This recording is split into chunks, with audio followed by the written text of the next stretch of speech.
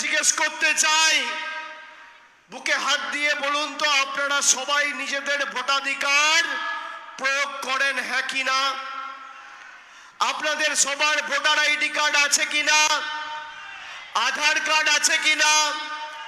Ration card আছে কিনা? Pan card আছে কিনা? সরকারি পরিষেবা পাচ্ছেন কিনা?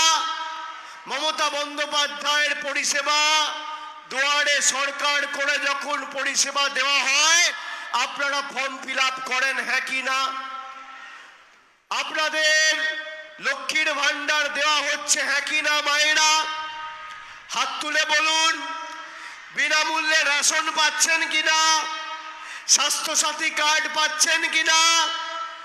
আমি মনে করি আমি দেশের নাগরিক বা বিজেপির দেশের প্রধানমন্ত্রী স্বরাষ্ট্রমন্ত্রীর যেই অধিকার এই মাটিতে রয়েছে, রাজ্যের মুখ্যমন্ত্রীর যে অধিকার এই মাটিতে রয়েছে, আমার প্রত্যেকটা মতুয়া ভাইদের বোনেদের একই অধিকার এই মাটিতে রয়েছে।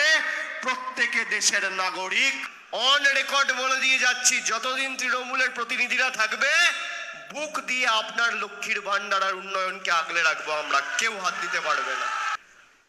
বিজেপি বলছে আয়ুষ্মান ভারত বাংলায় রাজ্য সরকার করতে দেয়নি।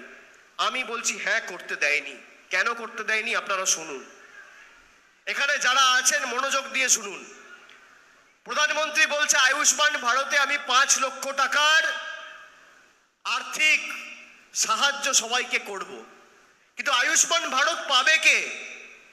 আপনার বাড়িতে ধরুন 5 জন আছে, কারোর হাতে যদি একটা মোবাইল ফোন থাকে, স্মার্টফোন, সে আয়ুষ্মান ভারত পাবে না। আপনার পরিবারের কোনো সদস্যর কাছে যদি 2 চাকার সাইকেল থাকে, মোটর সাইকেল বা স্কুটার, আপনি আয়ুষ্মান ভারত পাবেন না।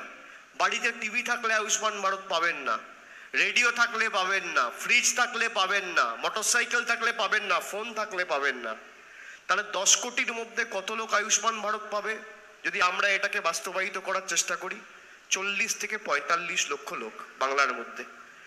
আর অন্যদিকে মমতা বন্দ্যোপাধ্যায়ের স্বাস্থ্যসাথী, আপনার বাড়িতে ফোন থাকলেও পাবেন, না থাকলেও পাবেন, হাতে স্মার্টফোন থাকলেও পাবেন, না থাকলেও পাবেন, বাড়িতে ফ্রিজ থাকলেও পাবেন, না থাকলেও পাবেন, 2 চাকা থাকলেও পাবেন, না থাকলেও পাবেন, রেডিও থাকলেও পাবেন, না থাকলেও পাবেন, ল্যান্ডলাইন থাকলেও পাবেন, না থাকলেও পাবেন। 8 থেকে 80, প্রবীণ থেকে নবীন, ছোট থেকে বড় সবাই স্বাস্থ্যসাথী পাচ্ছে, ইউনিভার্সাল, বাংলার 10 কোটি মানুষ।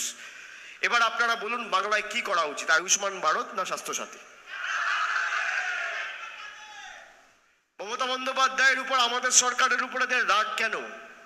গরিব মানুষের জন্য কাজ করছে বলে।